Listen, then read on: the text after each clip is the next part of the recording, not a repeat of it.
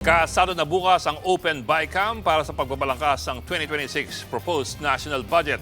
Pagtitiyak ng Senado, walang sekreto. Nasa frontline ng balitang yan, Mean Los Baños. Inurong bukas ang Bicameral Conference Committee meeting sa panukalang 6.7 trillion pesos na national budget sa susunod na taon. Diyan pag-iisahin ang magkaibang bersyon ng Senado at Kamara na gagawin sana ngayong araw.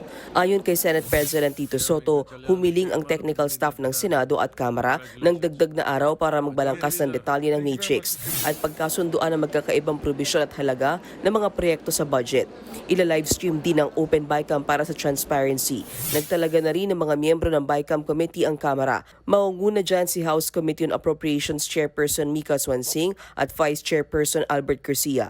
Kasama rin sa delegado ang miyembro ng minorya na sina Minority Leader Nonoy Libanan at LPGMA Representative Alan T. Sa Senado naman, mangunguna si Finance Committee Chairman Sherwin Gatchalian.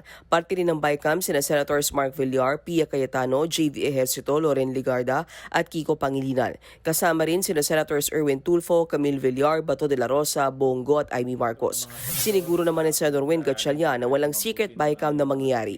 Tiniyak din niyang hindi tayo mauuwi sa reenacted budget kung saan ang aprobadong budget ng huling taon ng muling ipatutupad.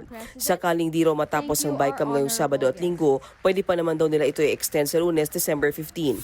Sa panig-anya ng Senado, maliwanag at istrikto ang kanilang napagkasunduan na walang bagong items na uusbong sa BICAM. I hope not. Hindi natin ma-predict kasi yung mga members rin natin kung ano yung ipropose nila o paano nila i-justify. I hope not. Kasi kami sa Senate, very strict kami na disagreeing provisions lang. Nilinaw din ni Gatchalian na hindi binawasan ng Senado ang budget para sa mga social amelioration o ayuda programs para sa susunod na taon.